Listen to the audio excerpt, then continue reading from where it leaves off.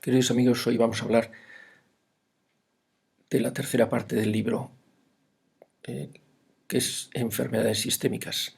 La primera es cardiovascular y arteriosclerosis.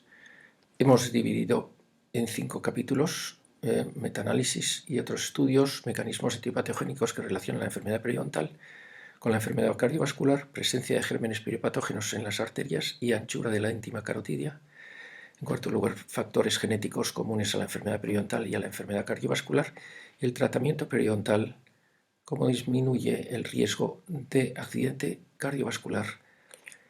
Y por último, la resolución de la inflamación en la enfermedad cardiovascular. En primer lugar, los metaanálisis nos podríamos extender mucho, pero señalamos aquí una lista de estos en que hablan desde enfermedades dentales, pasando por enfermedad periodontal, y pérdida de dientes, que vemos relacionados con la enfermedad cardiovascular, que lo ponen de distintas maneras, ¿de acuerdo? Entonces, todo empieza cuando Valentín Fuster viene a la Universidad de Navarra en el 50 aniversario de la Facultad de Medicina y me encuentro en su presentación como señala aquí una muela con enfermedad periodontal y habla de conductas de salud y factor de riesgo compartido por la enfermedad periodontal y la enfermedad cardiovascular. Entonces, los factores estos de riesgo comunes son la obesidad, el tabaquismo, la diabetes mellitus, la dislipemia y el estilo de vida sedentaria y la dieta. Pero no hablaban de enfermedad periodontal, que podría ser el octavo signo, ¿no? Bueno, entonces, aquí explica cómo de la muela con sarro pintado negro y bolsa periodontal se ha despegado la encía del diente y se expone la raíz, que también tiene sarro, y entonces en esta bolsa periodontal hay muchísimos gérmenes. Entonces se producen bacteriemias diarias que van a alterar la función cardiovascular, se van a depositar en las placas de ateroma, etc., ¿no? Entonces la respuesta inflamatoria sistémica, la respuesta de fase aguda a través del hígado, etc., pues va a producir posibles accidentes cardiovasculares. Aviso a los cardiólogos, no miren solo las coronarias, sino también ver los vasos periféricos y el cerebro. Entonces, cuando estudiamos sobre la salud general del cuerpo, Healthy Lifestyle, señalan muchísimas cosas sobre cómo comer, montones de imágenes, los pasos que hay que dar, beber con salud, comer con salud, la cantidad de proteínas, etcétera, bien, tratar la tensión arterial, bueno, pues moverse, etcétera, etcétera, ¿no? Pero en ninguno de ellos hemos encontrado la salud bucal más que en esta que señalo yo con la flecha, que pone aquí una imagen de un cepillo dental, que es la única indicación sobre la importancia de la boca. Entonces, lo que dicen la mayoría de los médicos no citan para nada la boca. Entonces vamos a hablar sobre la posibilidad de ignorar la boca o mirando la boca. Entonces nosotros vamos a intentar mirar la boca. En este caso dan 7 pasos. Reducir la ingestión de azúcar para evitar la diabetes, el control del colesterol, el control de la tensión arterial, no fumar, hacer ejercicio, pérdida de peso, controlárselo con una balanza y comer sano, ¿de acuerdo? Entonces, la enfermedad periodontal, que produce pérdida de dientes, recesión de las encías, exposición de las raíces dentales, acúmulo de sarro, placa bacteriana, etcétera, y pérdida de dientes, que hay que diagnosticarlo clínicamente y radiológicamente. Entonces vemos aquí como cuando se pierden dientes, los que quedan se van a mover, entonces las muelas posteriores se caen, se inclinan, hay migración de dientes, hay movilidad dentaria, hay pérdida ósea, y entonces todos estos valores de la periodontitis con la exploración clínica y radiológica nos van a llevar a detectar el octavo punto, añadir un octavo punto a estos 7 clásicos que se señalan en todas las. Entonces la periodontitis vendría en la presentación sobre motivación e higiene bucal, pues ya vimos esto detenidamente, pero aquí señalo como el cepillo eléctrico, que limpia mucho más que el manual, la higiene interdental y la irrigación nos puede llevar a completar la higiene bucal, después estaría el raspador lingual, y vemos cómo hay o salud periodontal, o salud bucal y periodontal, o periodontitis. Bien, como vimos, Valentín Fuster en el 2010, en el Congreso Anual de la SEPA, dijo cómo se estima que la excesiva exposición bacteriana en las encías podría elevar entre 1,7 y 3,3 veces el riesgo cardiovascular. Entonces, la inflamación sistémica es muy importante y tendríamos que cuidar la boca. Nos animó muchísimo a seguir investigando en esto. Cuando yo estaba dispuesta a tirar la toalla, pues me dijo que sí, que siguiera, porque es un campo muy importante y hasta ahora bastante descuidado. Entonces aquí vemos como en este único metaanálisis que señalo, pero que es muy importante porque ya cuantificaron cómo cada 2 dientes perdidos, que aquí en el último apartado vemos como cada 2 dientes perdidos se asocia con un incremento del 3% del riesgo de enfermedad coronaria. Y también el aumento de cada 2 dientes perdidos se asoció también con un 3% de riesgo de enfermedad, accidente cerebrovascular. Bien, entonces los mecanismos etiopatogénicos que relacionan la periodontitis con la enfermedad cardiovascular son muchos. Aquí en este resumen que hace Arabi, en 2018 se han propuesto por lo menos 4 mecanismos, que son las bacteriemias de bajo nivel, pero que ya veremos en otras presentaciones, como la cantidad de gérmenes que tenemos en la boca son muchísimos, la cantidad de gérmenes que se tragan, iremos viendo, ¿no? Entonces la bacteriemia es uno de los mecanismos. La siguiente es la inflamación sistémica, mediada por inflamatorios liberados desde los sitios de la inflamación bucal, y el paso al torrente sanguíneo. La autoinmunidad, proteínas del huésped provocadas por una respuesta inmune, pues se producen algunas sustancias que luego explicaremos bien. Y el efecto proaterogénico de toxinas bacterianas. Entonces aquí vemos cómo estos productos que decíamos, el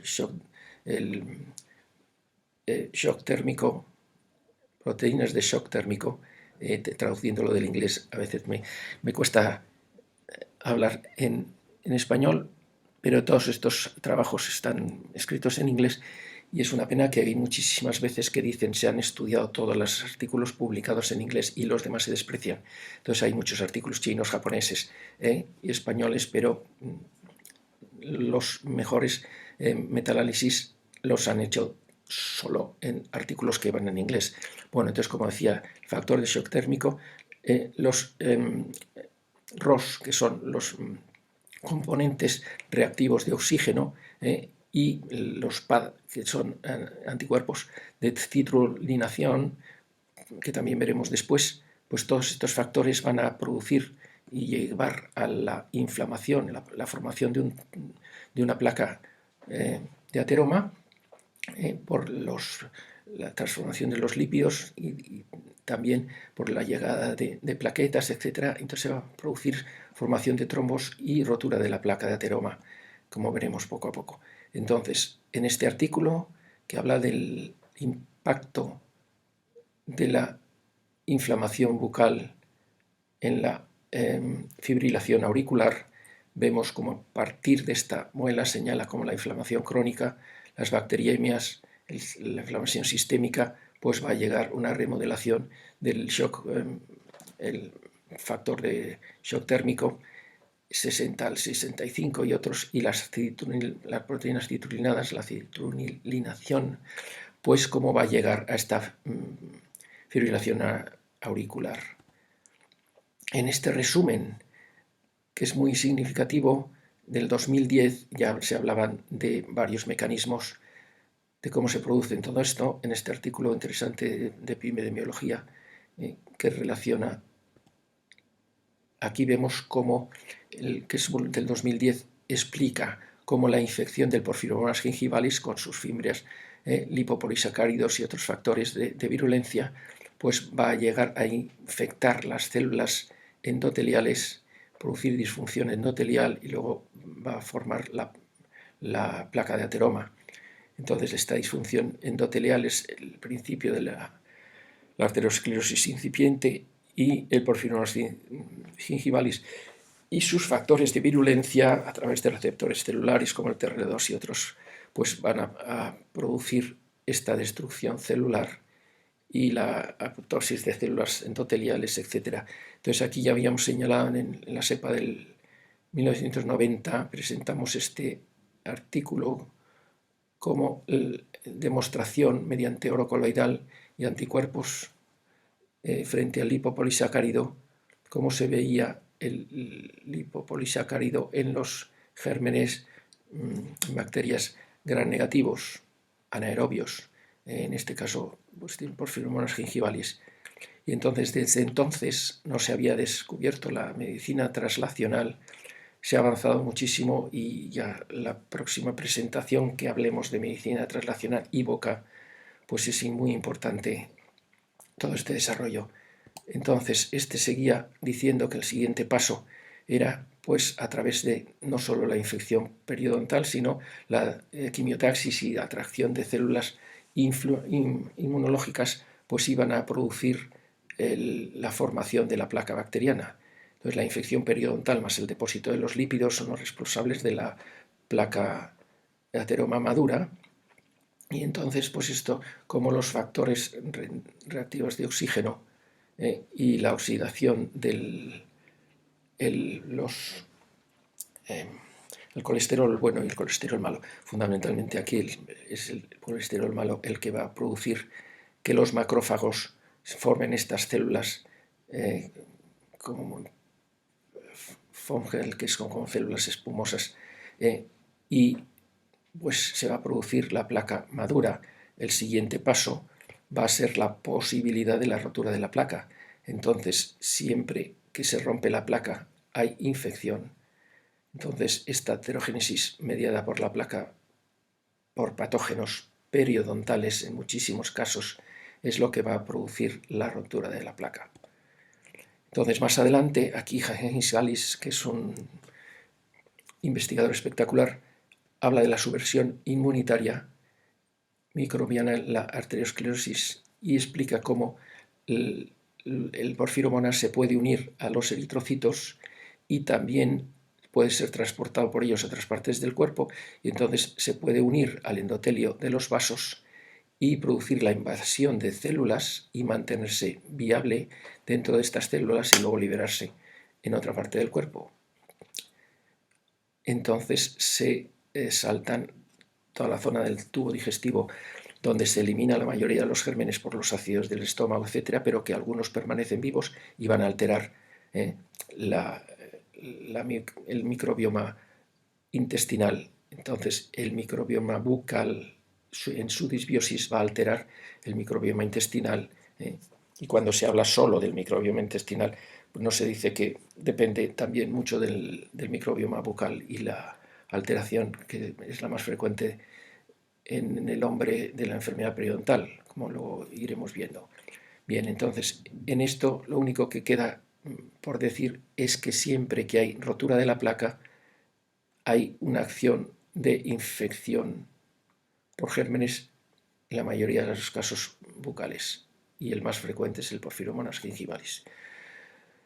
Bueno, este autor que Higgins Gallis, que aquí se cita, empezó siendo, cuando tenía 100 publicaciones, se definía como microbiólogo, luego pasó a llamarse microinmunólogo y hoy en día es el director de la medicina translacional bucal.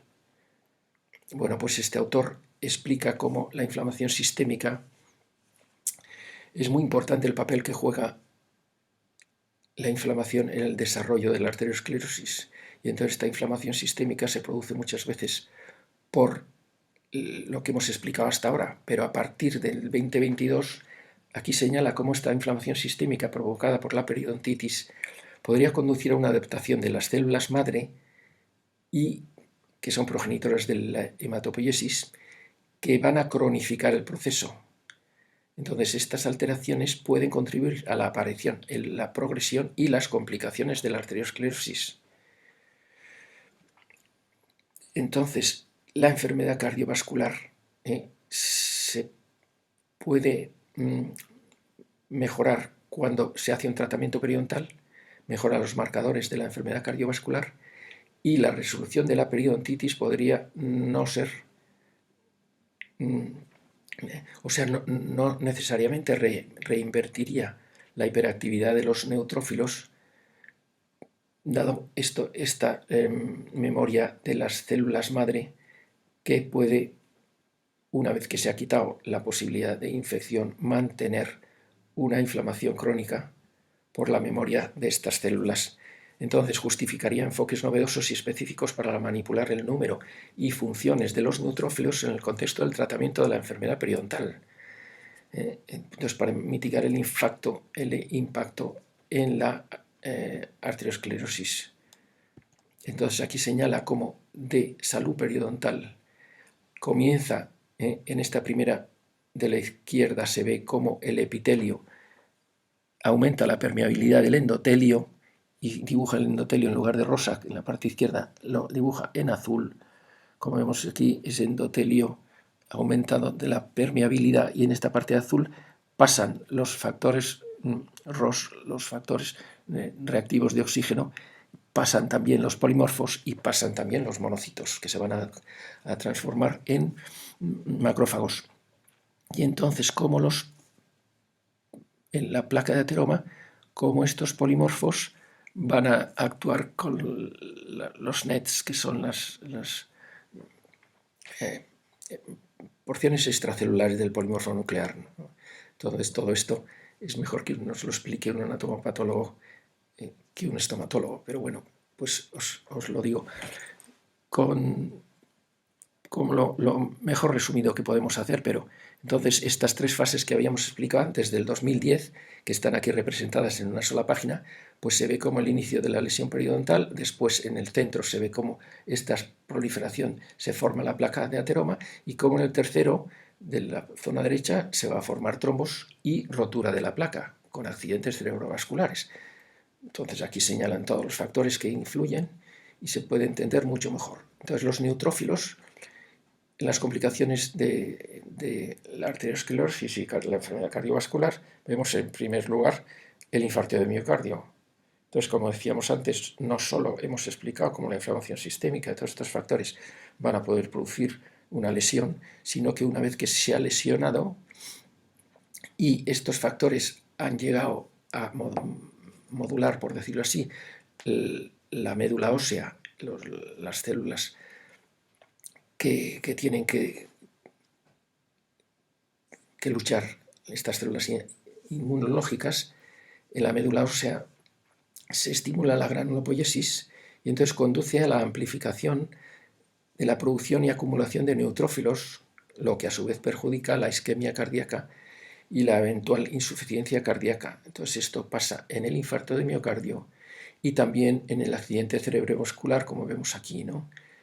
Entonces estos factores reactivos de oxígeno, la elastasa y los NETs, que son los productos extracelulares del neutrófilo, pues van a producir trombos y también van a producir la muerte de neuronas, con lo cual se agrava el accidente cerebrovascular. Y entonces no tenemos que olvidar, cuando se habla de medicina translacional no se suele hablar de boca, salvo cuando Hagen-Fiscalis, como dice, es el director de medicina translacional bucal. Entonces hay que hablar de cómo la periodontitis va a llegar a producir infarto de miocardio y stroke, accidente cerebrovascular, ¿no? Como decíamos. Entonces esta proliferación de neutrófilos y el papel que tienen cuando llegan a la médula ósea pueden mantener, y entonces tendríamos que tratar la enfermedad periodontal cuidando, lo explicaremos en otra presentación que se llamará medicina translacional y boca. Entonces, el tercer capítulo que habíamos señalado dentro de esta presentación es la presencia de gérmenes periopatógenos en las arterias y la anchura de la íntima coronar carotídea. Entonces, cuando te hacen un chequeo y te ven con una eco la carótida, ven si hay placas de ateroma, la anchura de la íntima, tal. Y entonces, en muchos artículos se ha visto cómo la presencia de gérmenes periopatógenos es proporcional a la anchura de la íntima y la pérdida de destrucción. O sea, en la periodontitis es proporcional a la anchura de la íntima carotidia. Entonces, cuando han estudiado el ADN bacteriano de muchísimas bacterias, Pues Kozarov, que aquí está representado en un artículo del 2006, pero en el 2005 hay un artículo que habla de cómo estos gérmenes viables en las placas de ateroma los ha extraído de estas placas de ateroma y los ha metido en cultivos de células epiteliales y se produce la infección de estos gérmenes, con lo cual estos gérmenes estaban vivos. O sea, demostró la viabilidad de gérmenes en las placas de ateroma ya en el 2005. Pero bueno, aquí señalamos algunas. Recuperan y cultivaron Actinomyces actinomyces el AA y el Porphyromonas gingivales en estas placas de ateroma, como vemos aquí, en el 2005. Aquí tenemos la cita bibliográfica y aquí arriba tenemos la cita de muchos autores, ¿no? Bien, entonces Korazov también en 2006 pues habla de que el Porphyromonas gingivalis, el AA y el Tanella forsitensis y otros periopatógenos están más frecuentemente que la Chlamydia pneumoniae. Entonces, en muchísimos estudios médicos habíamos visto que la mayoría de los casos se estudiaban, como vemos en esta placa. En este estudio de 2005, Ford estudió gérmenes periopatógenos 3 y después Chlamydia pneumoniae, Helicobacter pylori y Haemophilus influenza, que eran los que más se citaban en la bibliografía médica. En revisiones mías pues yo encontré muchísimos de los verdes y muy pocos de los rojos, pero los rojos eran los más frecuentes, con lo cual hay que cambiar un poco, open mind, abrir la mente y pensar que tendríamos que mirar un poco más la boca, que en todo el mundo, ya os expliqué en otra presentación cómo en todo el mundo hay un divorcio entre medicina y boca, y entonces muchísimos centros no estudiaban para nada la boca, y es una pérdida de descubrir cosas que pueden salvar vidas, y que por no mirar la boca pues esos factores se olvidan. Bueno, en este artículo también cuantifica el grosor de la íntima con la pérdida ósea de la enfermedad periodontal. Entonces aquí abajo pone que en la población anciana se verificó que la asociación es lineal y dependiente de la dosis entre la pérdida de inserción clínica por cada pérdida de 3% al 5% en la íntima carotidia, el valor máximo de la íntima carotidia. Bueno, entonces la mala higiene bucal se correlacionó con el máximo de la carótida íntima media y la placa esclerótica en todos los pacientes, incluidos aquellos con glucemia en sangre normal. O sea que se había estudiado muchísimo en la relación con la diabetes, pero no se había estudiado en la relación con la enfermedad periodontal. Bien, factores genéticos es otro capítulo importante, entonces se ha visto relaciones de estos gérmenes, nos lo tendrían que explicar genetistas, pero en fin, en la región 9p21.3 que existe en la periodontitis agresiva y en la enfermedad cardiovascular. Bueno, pues esto es, en la conclusión dicen que replicamos positivamente el hallazgo de una asociación entre esta región y la periodontitis agresiva. Y entonces esto también se da en la enfermedad cardiovascular. En este artículo de Schaffer confirmamos esta asociación conocida en las dos regiones vecinas del desequilibrio del ligamento en los cromosomas humanos del 9p, ¿no? Confirman. Nuestro estudio muestra que la cardiopatía coronaria y la periodontitis están relacionadas genéticamente por al menos un locus susceptible que posiblemente está involucrado en la actividad del Unreal. Bien. Bueno, entonces el quinto capítulo es que el tratamiento periodontal disminuye el riesgo de accidente cardiovascular. Entonces, en este artículo de Tonetti, que era el presidente de la Sociedad Europea de Periodontología, que publica en el Journal Clinical Periodontology, pues esto es un impacto global de la enfermedad periodontal en la salud general, la nutrición y todos los estados de vida en todo el mundo. Entonces hace una llamada a una acción global. claro, el problema que yo descubrí es que cuando se publica en el Journal Clinical Periodontology los médicos no lo ven. Con lo cual, llamar a una acción global y publicarlo en un artículo que no ven la clase médica ni los de atención primaria, nada, pues los médicos siguen sin mirar la boca. Entonces, era una acción para fomentar a los políticos, a los docentes, a toda la clase médica de la importancia que tiene. Entonces, sabemos, cuando hemos hecho alguna cita de los gastos médicos generales y los gastos bucales, pues como el gasto bucal coincidía con el gasto médico general. Entonces, entrar en la seguridad social duplicaría el presupuesto de la seguridad social si entrar en la boca, ¿no? Bueno, cuando se ha estudiado un tratamiento y mantenimiento a largo plazo, este Lind es un investigador buenísimo sueco, pero que estudió y trabajó muchísimos años en Estados Unidos. Entonces hicieron revisiones, publicaron a los 15 años y esta última, que era 30 años de mantenimiento de la enfermedad periodontal. Y entonces, bueno, eso de ir al dentista cada 6 meses no tiene ningún sentido, porque el único mantenimiento que ha sido capaz de demostrar eficaz es, veían a los pacientes cada 2 meses durante los primeros 2 años, luego una vez cada 3 a 12 meses según se exportaran, y entonces los pacientes conseguían una educación adicional de autodiagnóstico, autocuidado, que podían mantenerlos con revisiones más separadas. Pero todos estos mecanismos incluían cepillado de dientes, dispositivos de limpieza interdental, etc., ¿no? Entonces después se llegaron a señalar la importancia del revelado de la placa mediante algunos líquidos que tiñen la placa bacteriana. Entonces, para saber después si te has limpiado bien, si te queda algo, entonces te pones el revelador de la placa dental y te limpias con más eficacia y consigues ese autocuidado eficaz. Entonces, cuando vemos esta tinción de placa, vemos que la mayoría de los gérmenes se quedan en los espacios interdentales y en el surco gingivodental. Entonces vemos aquí como la encía está bastante inflamada porque quedan muchísimos restos. Entonces, en lugar de ser la encía cóncava mirando desde el diente, aquí es convexa. Las papilas no son en forma de punta de flecha, sino son papilas gruesas. Entonces, los sistemas de limpieza interdental, como puede ser la seda cuando hay muy poco espacio, el palillo cuando ya se ha retraído un poquito la encía y ahí empiezan a haber triángulos negros, o cuando ya hay periodontitis y los triángulos negros que aquí están pintados en rojo, pero en fin, que los llamamos triángulos negros porque en boca se ven oscuros cuando...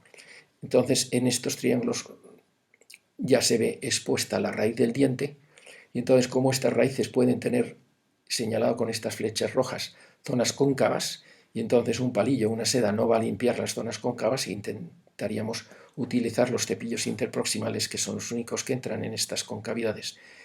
Y el cepillo eléctrico limpia más que el cepillo manual, el irrigador bucal es fundamental, el raspado lingual también, y los cepillos interdentales pues pueden ser también muy eficaces. Y el último capítulo es la resolución de la enfermedad cardiovascular.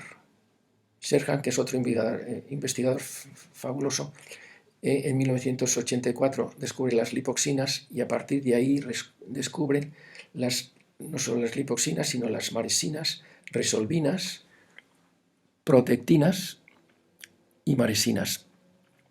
Bueno, entonces estos 4 factores de resolución, esto en inglés se llaman pro-resolving sustancias pro-resolución, pues aquí explica cómo si una inflamación aguda no responde por la falta de resolvinas, maresinas, etc., se va a producir una inflamación crónica. Entonces, el aumento de factores inflamatorios, como son los tromboxanos, las prostaglandinas, etc., las citocinas y las quimiocinas, los leucotrienos, etc., pues todos estos factores van a producir inflamación crónica y lo único que lo puede resolver son las resolvinas, maresinas, etc., ¿no? Entonces, esto nos lleva luego a ver, de 1984, a la medicina translacional, y vemos un artículo sobre este tema.